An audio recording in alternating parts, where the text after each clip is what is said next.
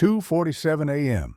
The trauma pager shrieked in the dark, the sound that turned sleep into muscle memory. I was halfway into my scrubs before my brain caught up to the words on the screen. Level 1 trauma. MVC. Female, 45. Hypotensive. ETA 6 minutes. In the ambulance bay, fluorescent light flattened everything. Faces, fear, the glossy hospital floor. Linda, my charge nurse, thrust the intake tablet into my hands. "Chief, we've got blood ready. Anesthesia's on the way." I swiped. The name loaded. Lauren Bennett. For a heartbeat, I couldn't breathe. 5 years vanished, and I was back in my tiny apartment, holding a returned envelope with my mother's handwriting on it, listening to my father's voice turn cold as steel. "Don't call this house again until you're ready to tell the truth." My sister had handed them a lie, and they'd handed me exile. They missed my board certification. They missed my wedding. They missed the day I stopped being anyone's daughter. "Dr. Bennett?" Linda's voice cut through. "You okay?" I forced my hand steady. "Prep Bay 2. And page Dr. Chen to stand by. I'm disclosing a conflict in the chart." Outside, the siren rose, then snapped off. Doors burst open. The stretcher rolled in fast, straps tight, oxygen hissing. Lauren's hair was matted with blood. Her eyes were closed, her skin the color of paper. A paramedic rattled off numbers. Pressure crashing, abdomen rigid, possible internal bleed. Then I saw them. My mother came running behind the gurney in a bathrobe and mismatched shoes, sobbing my sister's name like a prayer. My father shoved past security, furious, loud, certain the world would obey him. "That's my daughter. I'll get me the doctor in charge." He grabbed the nurse's arm. The nurse glanced at my chest, at the badge that said Chief of Trauma Surgery, and her expression flickered, startled, like she'd just read a secret out loud. I stepped toward the bay doors, gloved hands lifted, voice flat and clinical, because it was the only way to survive the next 10 minutes. "Move, now, she's bleeding out."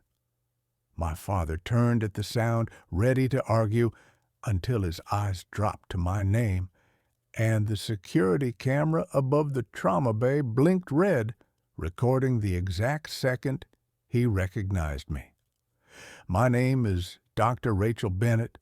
I'm 41, and most nights I'm up while the city sleeps, stitching strangers back into their lives. I don't drink after-call coffee anymore. I chew peppermint gum because the smell reminds me of my grandmother's kitchen, back when home was still a place I could enter. I earned every letter after my name the hard way, loans that ballooned, apartments that leaked, and shifts I picked up so my residents could make it to their kids' birthdays. Every Friday, I still slide an envelope into the hospital chaplain's mailbox, cash for the family fund, because I remember what it feels like to choose between rent and medicine. On Sundays, I volunteer at a free clinic near the old brick church I grew up in. I treat men with crushed hands from factory work and women who apologize for needing help. I keep my wedding ring on a chain under my scrubs, proof I built a family of my own, while that empty daughter space inside me still aches. People think a chief surgeon is untouchable. Truth is, I'm only good at 2 things, staying calm in chaos and loving people who don't always love me back. I call my widowed Aunt Marjorie at 9:15 p.m. every night to make sure she's taken her heart pills. If I miss a call, she panics, so I never miss. Not on Christmas, not after 16 hours in the OR, not even tonight. Earlier that evening, before the pager screamed, I had that familiar tightness under my ribs, the one that shows up when something is about to break. The ICU clerk handed me a message slip. Family member called urgent. No name, no number, just the Hartford area code I haven't seen in 5 years. I shoved it into my pocket and told myself it was nothing. Then I passed the waiting room TV and saw a local news banner about a multi-car crash on Route 9, and my stomach turned cold for no logical reason. By the time I reached the ambulance bay, the reason had a name on a screen. Lauren Bennett, my sister, the woman who fed my parents a lie and watched them starve me out of the family, and now, with my gloves on and my voice steady, I had to decide whether I was walking into that trauma bay as a surgeon or as the daughter they erased. In my pocket, the mystery slip vibrated again. One new text. Rachel, don't let her sign anything. 5 years ago, I wasn't a chief anything. I was a third-year med student in Portland, living on ramen and borrowed confidence, when my only real friend, Claire Morgan, collapsed in our apartment hallway. Pancreatic cancer, stage 4. No parents, no siblings, no one to sign her forms or sit with her when the morphine wore off. So I did. The dean approved a caregiver leave. 1 semester, documented, sealed, all legitimate. I scanned the letter 3 times, terrified I'd lose my slot. I called my sister Lauren because I still believed blood meant backup. She sounded sweet, promised she'd handle Mom and Dad, told me to focus on Claire. 3 nights later, at 11:06 p.m., my phone lit up with my father's name. I answered with latex still on my hands. His voice was Winter. Your sister told us you quit. Said you're running around with some loser and lying to cover it. I tried to explain. The leave, the paperwork, the dean's number, the oncology ward behind me. My mother got on the line and cried, but not for me. How could you shame us? My father ended it with a sentence that felt like a door slamming on my fingers. Don't call again until you're ready to tell the truth. I had $46 in my checking account and a dying woman asleep behind a curtain. I couldn't fly to Hartford. I couldn't even afford gas to drive across town if my car broke. For 5 days I called anyway, 14 times. The first calls went to voicemail. By the 4th, I was blocked. I emailed the leave letter, the dean's direct line, Claire's attending physician. No reply. I mailed a handwritten letter priority. It came back unopened, my mother's handwriting on the front like a verdict. When Claire died in December, I held her hand until the monitor went flat. After the funeral, I found a note she'd tucked into my anatomy book. Finish. Don't let them rewrite you. I went back to school in January because quitting would have proven a lie I never told. Tonight, standing outside my sister's ICU room, I felt that same old trap closing because the consent clipboard was already in her bed and someone had put a pen in her shaky hand. And I still didn't know who texted me. Don't let her sign anything. Mercy Rest's surgical ICU sits on the 4th floor, a glass box of quiet panic. At 6:55 a.m., the hallway smelled like bleach and burnt coffee, and the vending machine whined every time someone hit the wrong button.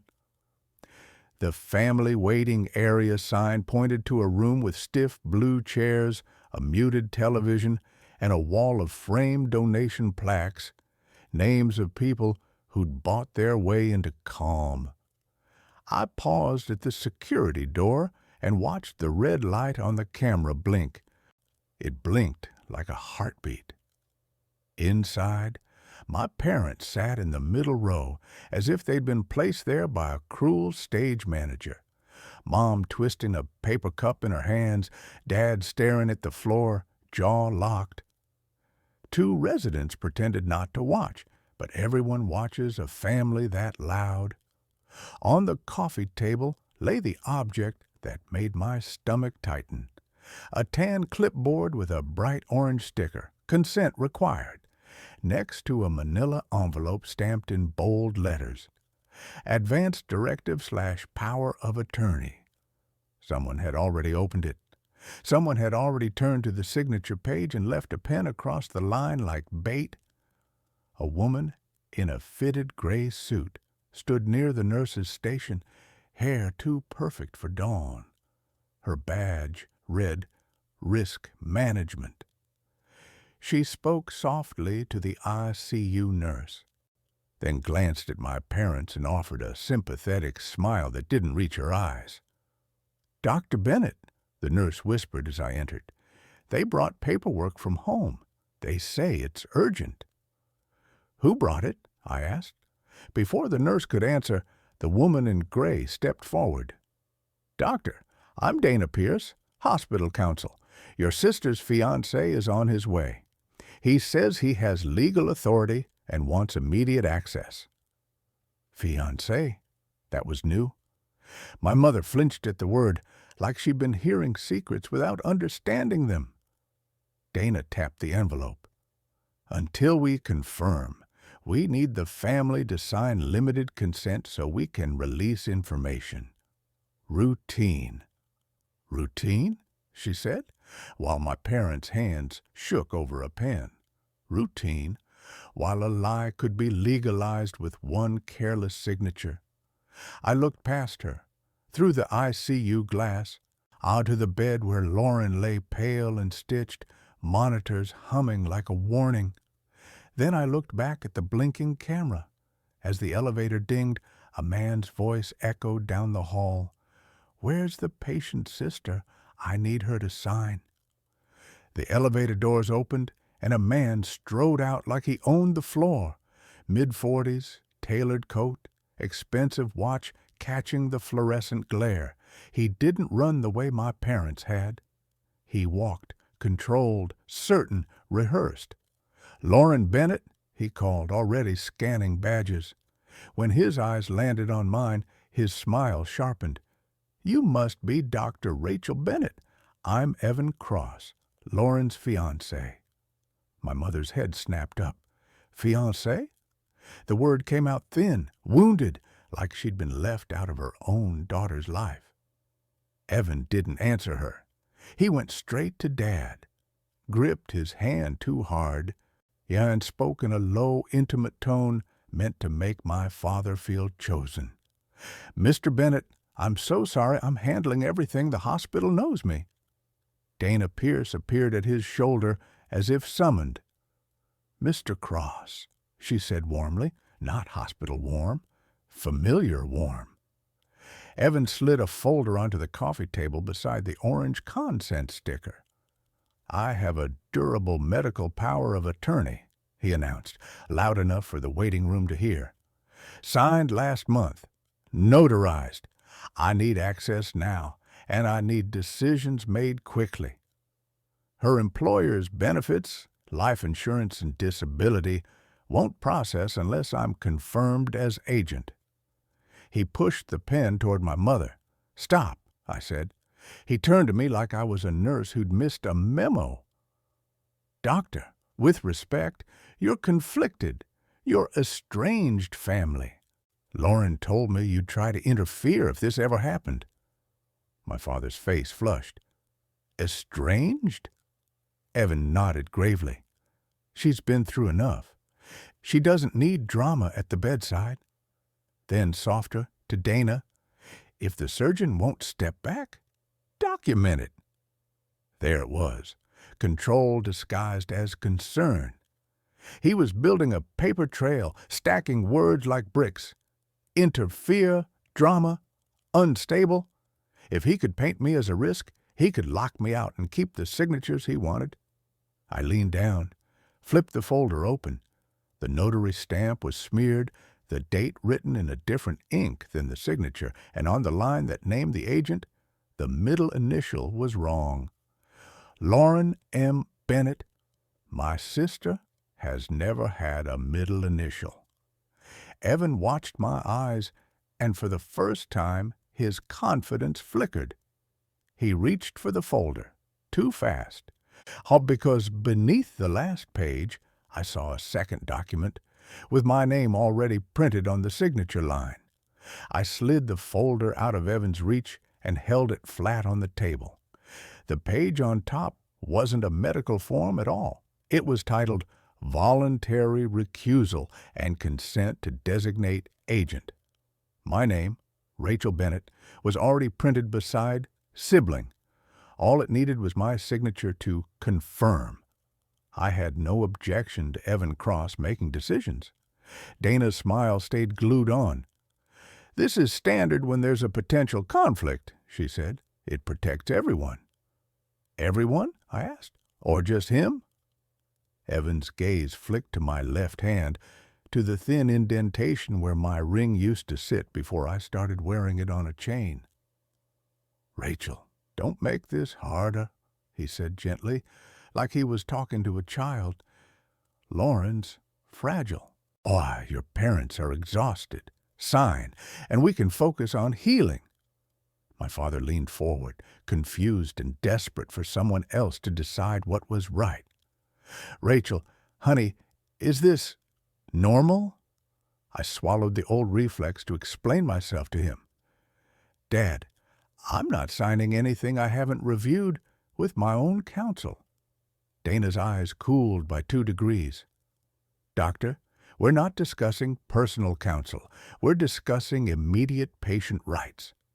If you refuse, we may have to limit your access to the chart and the bedside." That landed exactly where it was meant to. My job, my license, my reputation. Behind the glass, 2 residents pretended to read a monitor, but their heads were angled toward us. Dana knew it. Evan knew it. This wasn't a private family problem. It was a public pressure point. Evan stepped closer, lowering his voice. "You don't want an incident report," he murmured. "Hospitals take disruptive physicians seriously." And then he made the mistake that told me everything.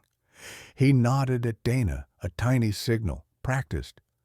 Dana lifted her phone and typed, without looking at the screen, like she'd done it before.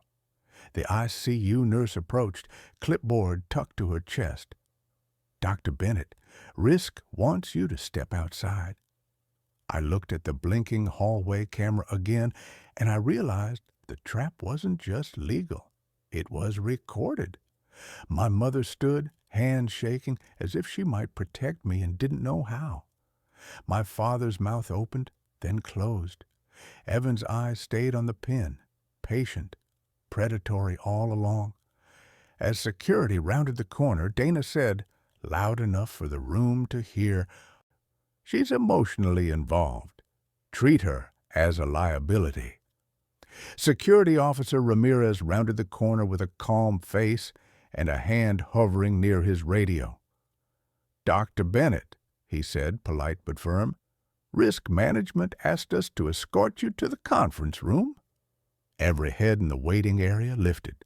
A resident's pen froze over a chart. My father didn't move toward me. He just stared at the floor like gravity was safer than my eyes. Dana Pierce kept her voice smooth. "This is temporary. We need you off the unit while we clarify legal authority." Evan Cross sighed dramatically.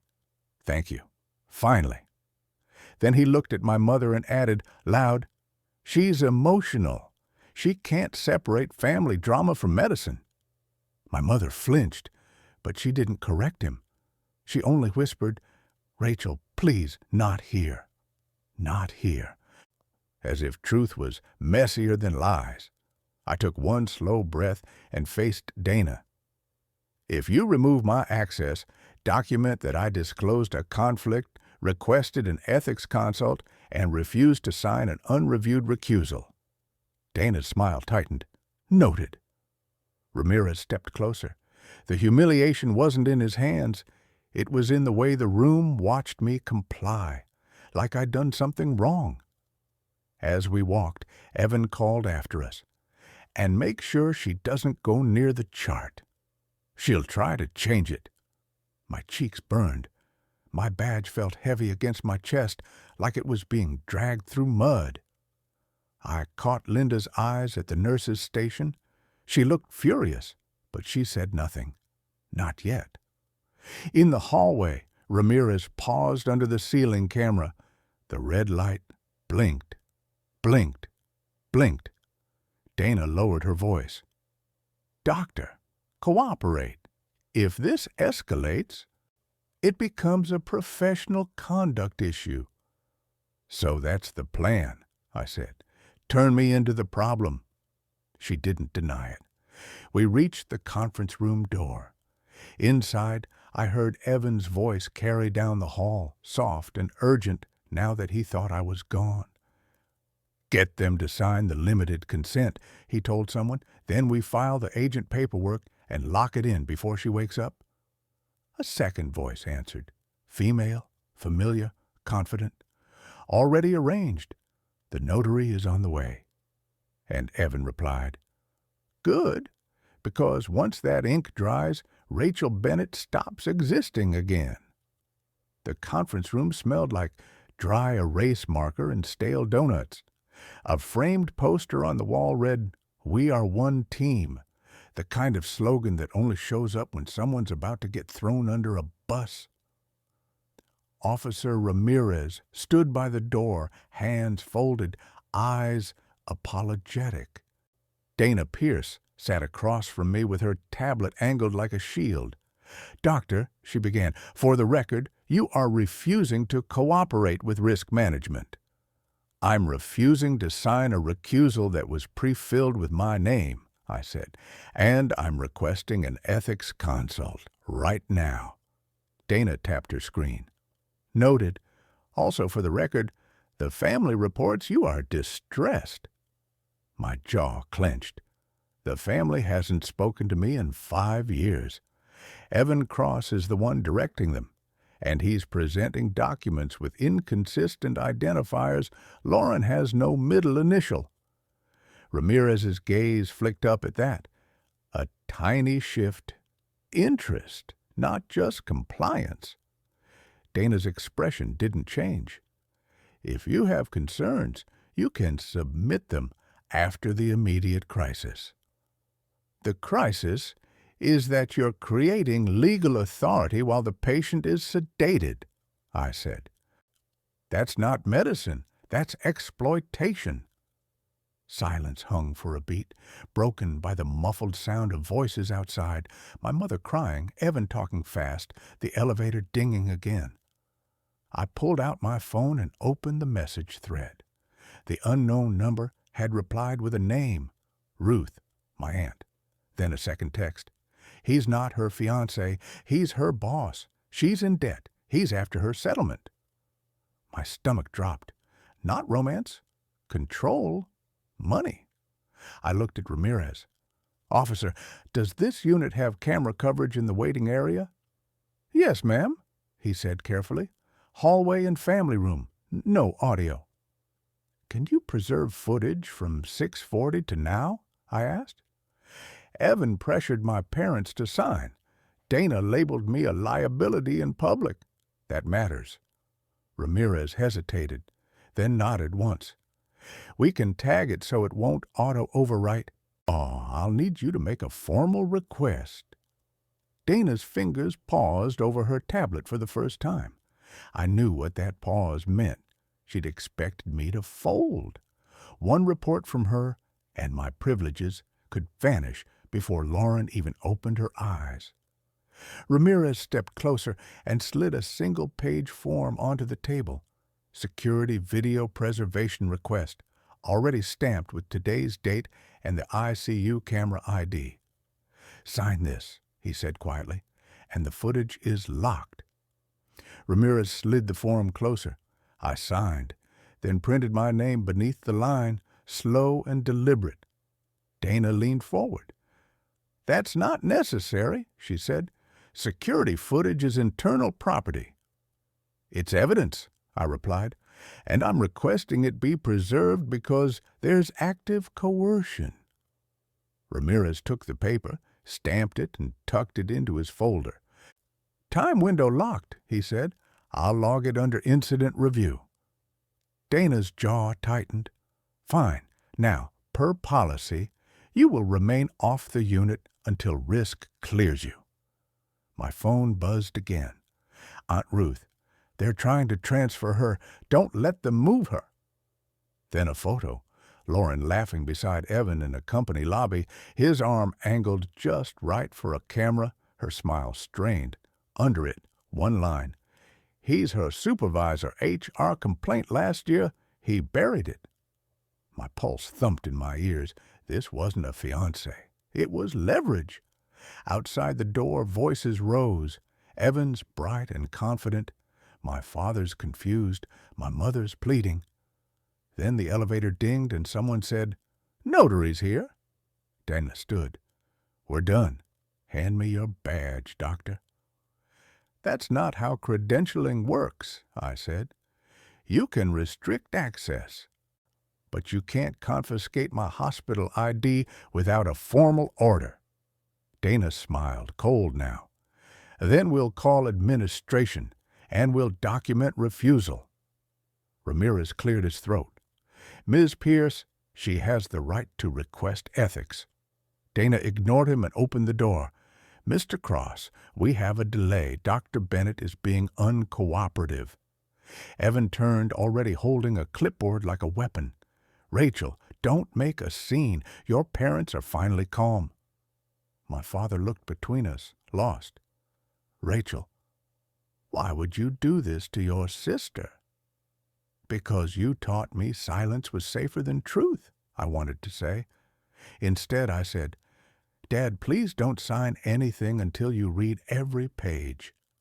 Evan slid the pen into my mother's trembling hand. "Just the limited consent," he murmured. "It's routine." And over my mother's shoulder, I saw the notary step out of the elevator, carrying a portable scanner and a thick envelope labeled "Beneficiary Change Request." Evan glanced at me and whispered, "Once she signs this, you'll never touch the truth again." Notary Harris stepped out of the elevator with a rolling case and a smile too bright for an ICU. Evan met her halfway, hand extended like they were old friends. "Morning. We just need signatures," he said, and he didn't look at Lauren's room once. My mother's fingers hovered over the pen. Her bathrobe belt was tied in a knot so tight it puckered. "This is for her care?" she asked. "Care, privacy, benefits," Evan answered. He turned the clipboard so the orange sticker faced her. "Limited consent, then this beneficiary change request. Quick, you'll feel better once it's handled." I stepped between them. "Ma'am, please pause. You're signing away rights you don't understand." Evan's eyes flashed. "See?" he said to the room, projecting. "This is exactly what I warned you about. She's unstable." Two visitors in the corner looked up. A nurse at the desk froze. The television droned on about weather, but everyone was listening now. My father stood, shoulders squared, desperate to regain control. "Rachel, enough. Your sister is fighting for her life." "And I'm the reason she's alive," I said, voice low. "I operated. I have the chart. He's lying about being her fiancé." Evan lifted a paper, waving it like a flag. "Engagement announcement, photos, and this, power of attorney, notarized." He leaned toward my father, soft again. "Mr. Bennett, don't let her poison this moment. Your family needs unity." Unity, the same word they used when they erased me. Dana Pierce stepped beside the notary. "Dr. Bennett is restricted from the patient area pending review," she announced. "Officer?"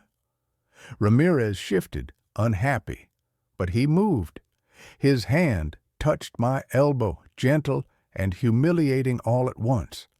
The red hallway camera blinked above us, recording every second. My mother's eyes filled. "Rachel, why didn't you come home?" "I tried," I said. 14 calls, letters. You sent them back." My father's face hardened, choosing the familiar lie because it was easier to stand on. "We have one daughter in that room," he said loudly, like a verdict. "Do not make this about you." The words hit harder than any shove. Evan slid the pen into my mother's hand again. And then Linda, my charge nurse, stepped out from behind the desk, voice clear as a bell. "Stop signing, because the ICU camera just caught Evan switching pages." Linda's voice cut through the waiting room like a siren. "Stop signing, because the ICU camera just caught Evan switching pages." For 1 second, nobody moved. Even the television seemed too loud. Then the air snapped. Evan's smile disappeared. "That's ridiculous," he said too fast. He reached for the clipboard, but Linda stepped closer, planting herself between him and my mother like a wall. "I watched him flip the stack," she repeated, "right under the camera." Notary Harris hesitated, pen midair. Dana Pierce's eyes went sharp. "Nurse, you're out of scope," she warned. "I'm in scope for fraud," Linda shot back. Her hands were shaking, but her voice wasn't. "If it's routine, why did he swap the signature page?" My mother's fingers loosened. The pen clattered onto the table. Her mouth opened like she wanted to speak, but only a soundless breath came out. My father took a step toward Evan, then stopped, caught between anger and fear, like he didn't know which one he was allowed to feel. Evan lifted both palms. "Everyone calm down. This is a misunderstanding." His gaze slid to Dana, pleading without words. Then he turned it on me, voice rising for the audience. "Rachel is manipulating staff. She's using her position to attack Lauren's fiancé." "You're not her fiancé," I said. "You're her boss." A ripple ran through the room. One visitor whispered, "Did she say boss?" Another nurse turned to stare. Dana's chin lifted. "Doctor, you are making allegations without proof." I pulled out my phone to show Ruth's texts, and my stomach dropped. My pocket was empty. I checked again, fingers digging into fabric, heart punching against my ribs. Nothing. No phone, no messages, no photo. The one thread that tied Evan to a pattern wasn't in my hand anymore. Evan watched me search, and something like satisfaction flickered behind his eyes. He leaned close enough that only I could hear him. "Looking for something?" Officer Ramirez stepped in, firm now. "Everyone back. No more signatures until ethics reviews." He held one arm out, separating Evan from my parents. Dana's voice turned cold as ice. "Dr. Bennett, you will leave this unit immediately. We'll address your conduct later." My father finally looked at me, really looked, and I saw the worst part. Not rage, not grief. Doubt. The same doubt that had erased me the first time. Then Evan's hand slid into his coat pocket, and I saw the corner of my phone case sticking out. Ramirez guided me past the nurse's station without touching my arm again. The waiting room eyes followed, and I kept my shoulders square like I was walking into an OR instead of exile. He left me at the stairwell door. "I logged the video preservation," he said quietly. "If anyone asks, you requested it before you left the unit." Then he added, almost apologetic, "Don't let them bait you into yelling. That's what they're building." The door shut. The stairwell was cold and smelled like concrete dust. I took 2 steps down, sat on the landing, and pressed my palms to my eyes until the sting eased. For 5 years, I learned how to live without a family. Tonight, I was learning how easy it still was for them to paint me as a problem. One complaint, one report, one disruptive physician label, and everything I built could be questioned by people who never cared to ask the truth. My wedding ring swung against my chest on its chain when I breathed. I closed my fist around it and forced air into my lungs the way I did before a hard case. In my head, one sentence rose steady and final. I'm done begging. Tears came anyway, hot, humiliating, fast. I let them fall for 10 seconds, then wiped my face with the heel of my hand. Breakdown over, decisions next. I stood, walked up one flight, and used the wall phone by the fire extinguisher. "Operator," I said. "Page Dr. Margaret Thornton. Emergency." Maggie was retired from the title, not from the fight, and she never ignored my pages. Next, I called the ICU desk. Linda picked up on the first ring. "They still have the notary," she whispered. "Dana's pushing. Evan's acting like he's already in charge." "Did he take my phone?" I asked. A pause. "I saw it in his pocket," Linda said. "Ramirez saw it too." "Good," I said, surprised by how calm my voice sounded. "That's theft, and it means he's scared." Footsteps echoed above. The stairwell door opened, and Ramirez slipped in, face tight. "Dr. Bennett," he said, "your sister just woke up." My throat went dry.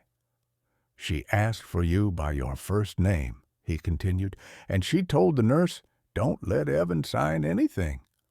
Then the ICU intercom blared, "Code Gray, 4th floor, security to surgical ICU, now." The Code Gray alarm rattled the 4th floor, that flat, urgent voice that meant someone was yelling, swinging, or refusing to stop.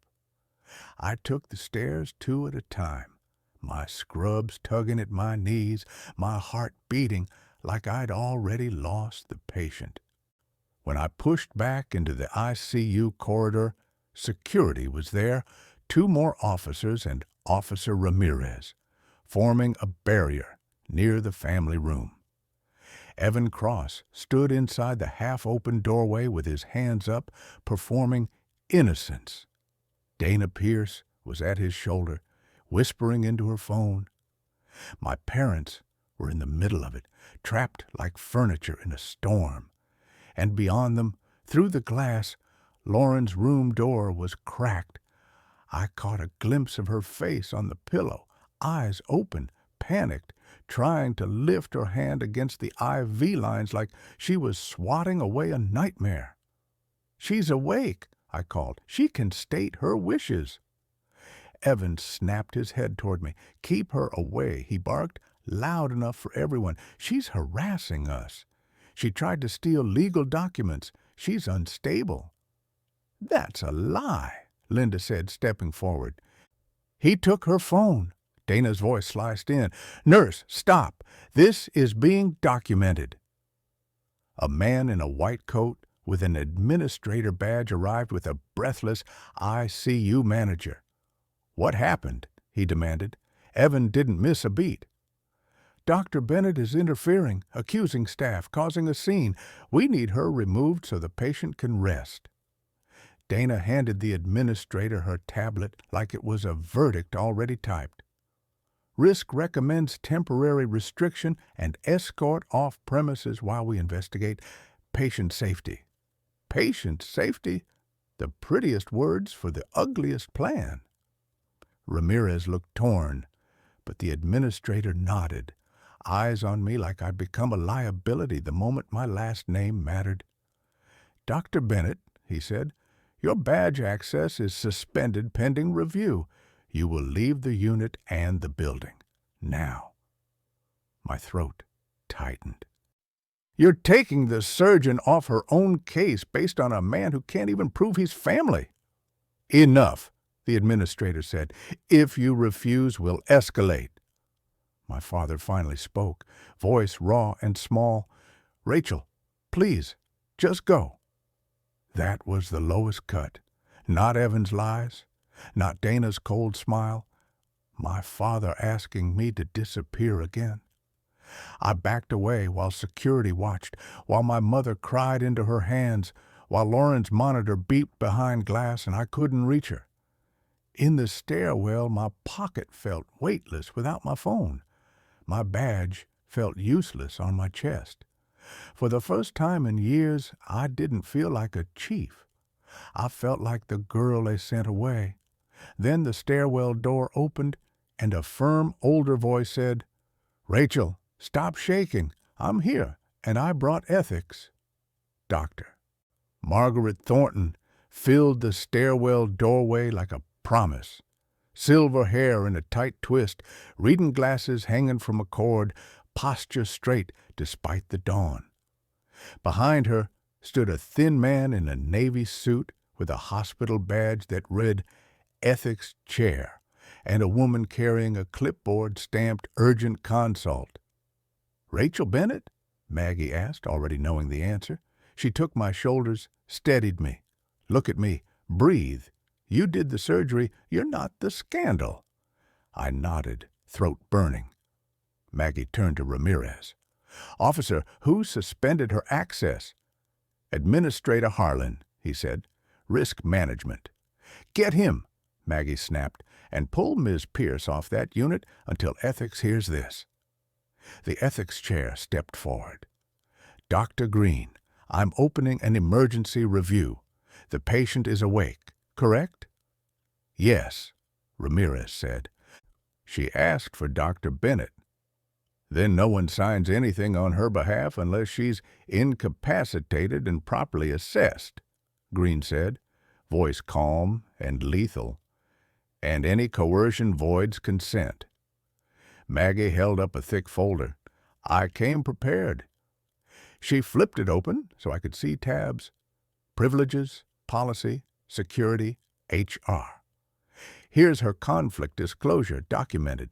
Here's the ethics request time-stamped from the operator. Here's the security preservation form Ramirez logged.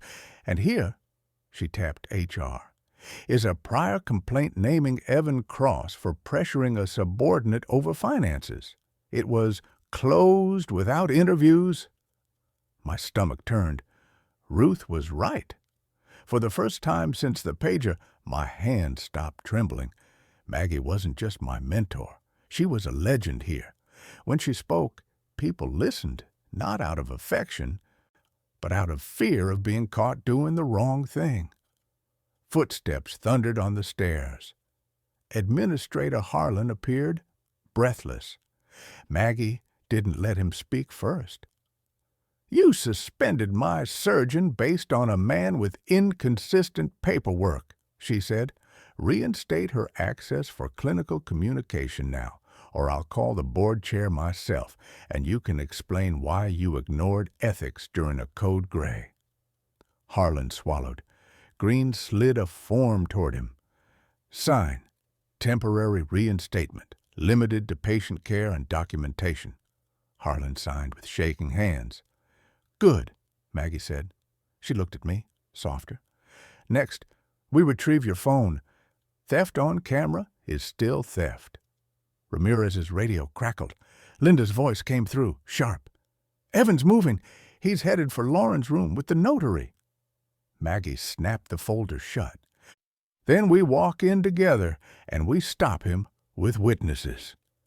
Maggie led the way back onto the unit like she still ran the place.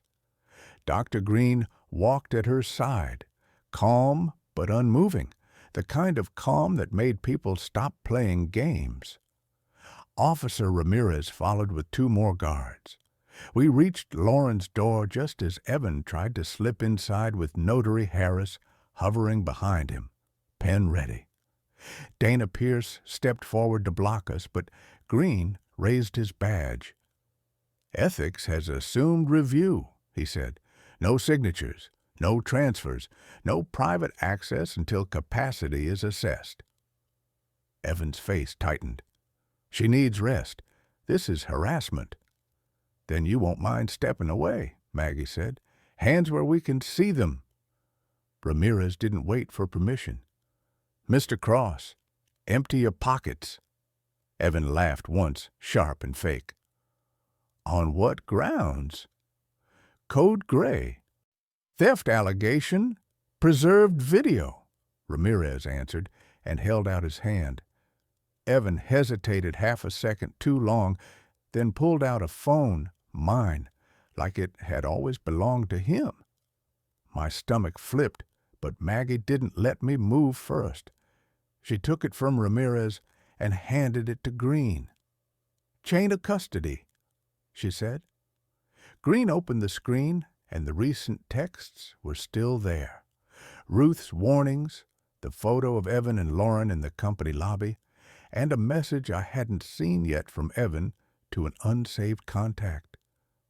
"Get her parents to sign today. Beneficiary page is underneath.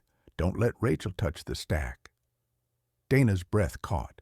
Linda appeared at my shoulder with a printout. "Camera stills," she said. Time stamped. Evan flipping pages. Dana calling someone right after. Maggie added a second folder. Insurance forms pulled from the hospital fax log. "Beneficiary change request came in at 6:12 a.m. from Evan's office number," she said. "Not from Lauren." Notary Harris went pale. "He told me she'd already consented," she whispered. "He said the sister was the problem." Green's voice stayed even. "Ma'am, I'll need your notary journal entry for today." Harris nodded, swallowing hard. "I keep it in my case. I'll provide it." I stared through the glass at Lauren, eyes wide, tears slipping into her hairline. She lifted her hand weakly and pointed, not at me, but at Evan, like she was trying to warn us even now. Maggie leaned in close to my ear. "We have footage, texts, fax logs, and a notary's record," she murmured. "But to break him completely, we need one final piece. We need Lauren's statement on the record before he gets near her again." Dr. Green didn't argue with security or risk.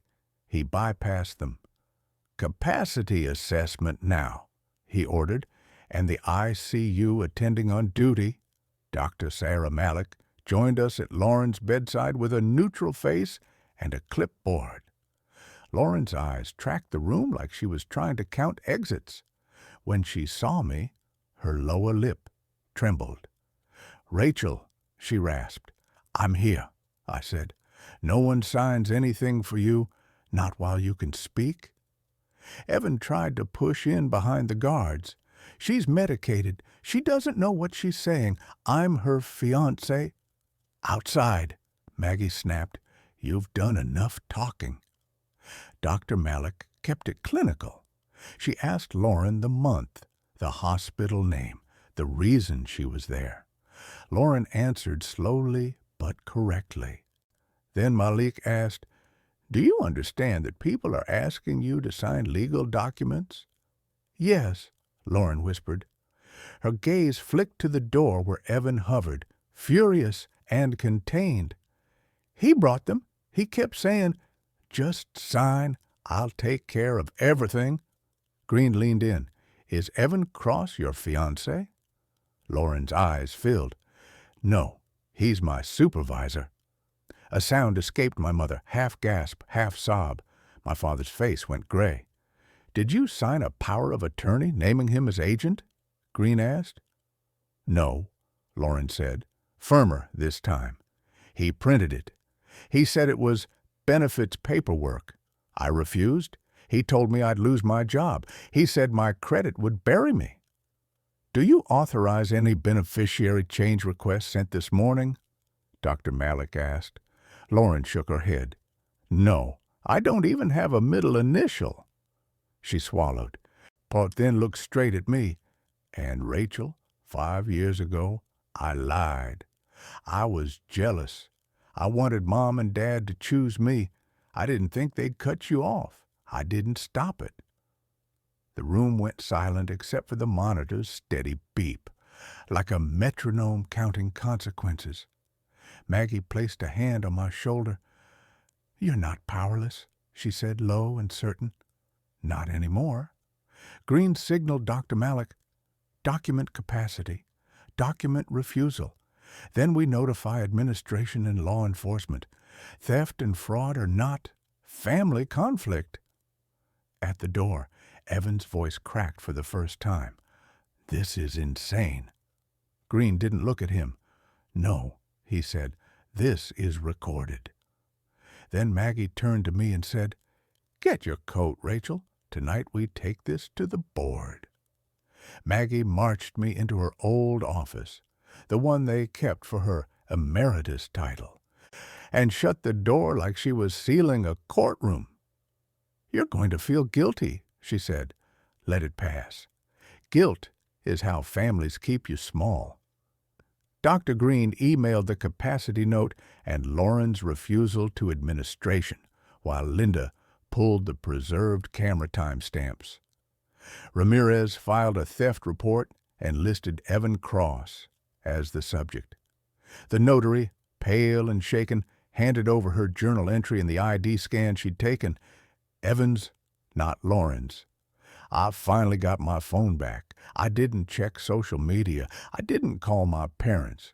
I called my husband, Mark, and when he answered, I heard the dog barking in our kitchen and almost broke. "I'm okay," I said first, because he needed that truth before anything else. "But I'm done letting people rewrite me." Maggie slid a yellow legal pad across the desk and drew 2 columns. Facts. Consequences. Under facts, we listed them in order. Forged forms, page switching, coercion of my parents, theft of my phone, Dana's liability statement, fax logs, HR complaint, Lauren's sworn bedside statement.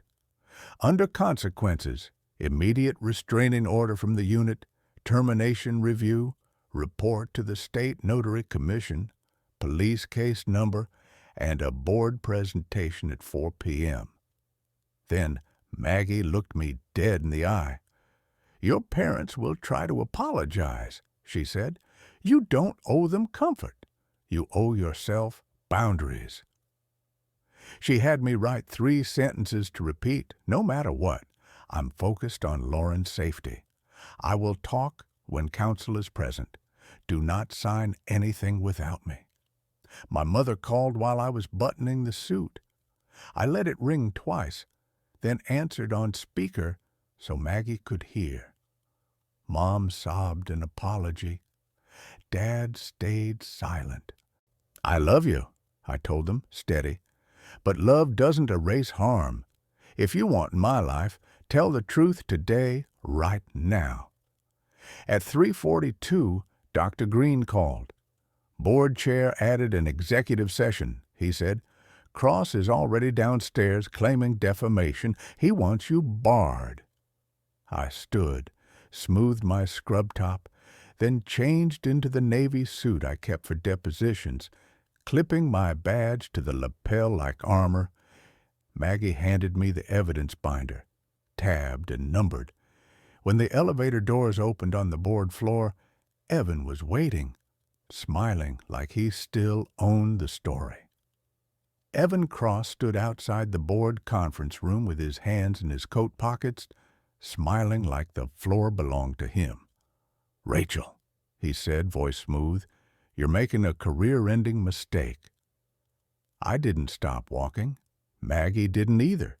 She pushed the door open, and the room went quiet the way a courtroom does when the judge walks in. At the long table sat the board chair, the hospital CEO, the HR director, Administrator Harlan, and 2 attorneys. A speakerphone glowed in the center. Dr. Green placed a single page in front of each of them. Emergency ethics findings. Patient capacity confirmed. Documents refused. Coercion alleged. Evan moved to the far side of the table, already performing outrage. "This is retaliation," he said. "Dr. Bennett is emotionally unstable and violating patient privacy. She's weaponizing staff against me. Not staff, Maggie corrected. Witnesses. She opened the evidence binder and slid out tab 1, Security Video Preservation Request, time stamped before Rachel was escorted off the unit. Tab 2, Still frames from the ICU camera, Evan flipping pages under the orange consent sticker. Tab 3, the fax log showing a beneficiary change request sent from Evan's office number at 6:12 a.m. Tab 4, the notary journal entry, today's date, Evan's ID scanned, and no entry for Lauren signing any power of attorney. Notary Harris appeared on the speakerphone, voice trembling, but clear. He told me the patient had already consented, she said. He asked me to notarize forms prepared by him. When I saw the patient awake, I realized I'd been misled. Evan's smile faltered. She's confused. Officer Ramirez stepped in, uniform crisp, and placed a theft report on the table. Mr. Cross had Dr. Bennett's phone in his pocket. Retrieved on camera, he said. That's documented. H-Gar slid a folder forward. We also have a prior complaint naming Evan Cross for financial pressure on a subordinate, the director said. It was closed without interviews. That will be reopened. Evan's face flushed. He leaned toward the CEO. If you let this stand, I'll sue the hospital and her personally.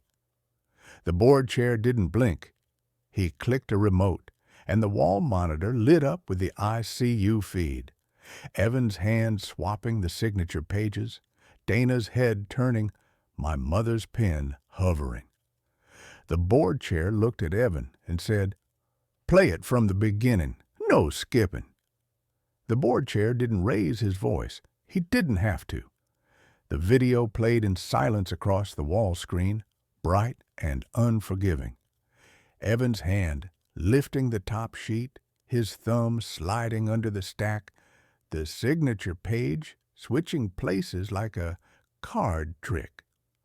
Then Dana's face turning toward him, her mouth moving as she typed. Then my mother's pen hovering, trembling, before Linda's voice stopped the room. When the clip ended, the CEO folded his hands. Mr. Cross, you represented yourself as family. You pressured signatures in a critical care unit. You stole an employee's phone. You attempted to alter an insurance beneficiary. Those are not misunderstandings. Evan's posture stiffened. This is a witch hunt, he snapped. She hates her sister. She's using her badge to punish me. Dr. Green slid forward the capacity note signed by Dr. Malik. The patient was awake, oriented, and refused all documents. She identified you as her supervisor, not her fiancé. The board chair tapped the speakerphone. Dr. Malik confirmed for the record. Dr. Malik's voice came through, crisp and clinical. Confirmed. Ms. Bennett had decision-making capacity. She stated Mr. Cross threatened her job and pressured her to sign benefits paperwork. She refused. HR didn't wait for permission. Evan Cross, effective immediately, you are suspended from all hospital-affiliated premises pending termination review and referral to law enforcement. She turned to Dana Pierce. Ms. Pierce, you are placed on administrative leave pending investigation of misconduct and collusion. Dana's face drained. I was following protocol, she whispered. Protocol doesn't include page switching under a camera, Maggie said. Officer Ramirez stepped to Evan's side. Sir, you are trespassed. You will leave now. Evan's eyes darted around the table, searching for an ally. There wasn't one. Not anymore. The room had turned, so the way crowds do when evidence is real and witnesses are credible. As Ramirez guided him toward the door, Evan's voice dropped low, venomous, meant only for me. You think this ends with a board meeting?" He pulled his phone from his pocket, his own this time, and tilted the screen so only I could see it. A confirmation page, a timestamp, a green check mark. "Beneficiary change request received," it read. Evan smiled without warmth. Too late. It's already in their system. When her settlement hits, it won't matter what she says in bed. It'll go to me. And then he added, "Unless you can stop it before noon, good luck explaining that to your parents."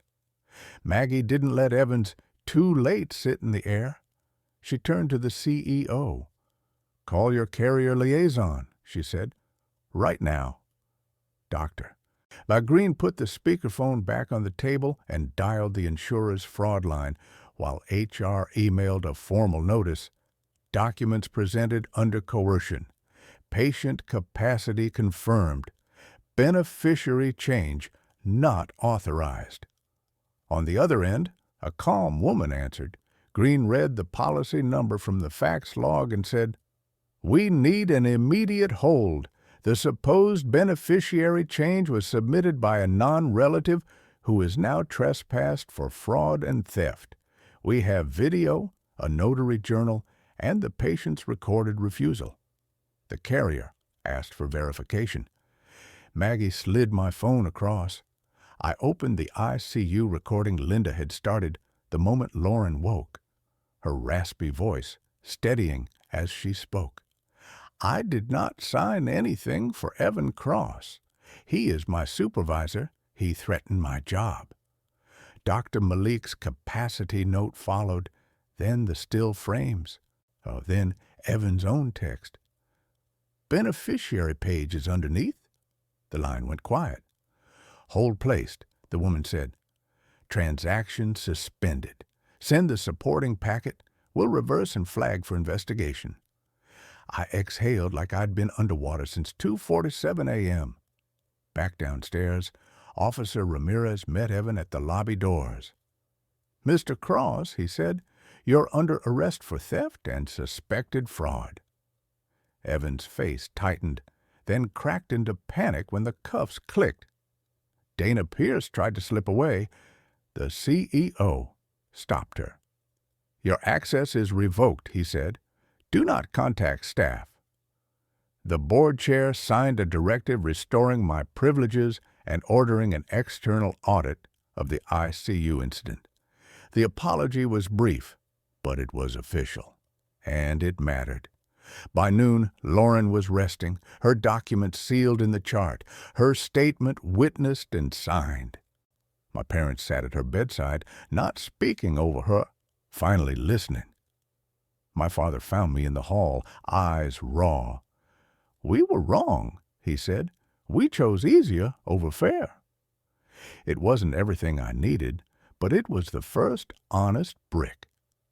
That evening, I went home to Mark and our sleepy dog, and I took my ring off the chain and put it back on my finger.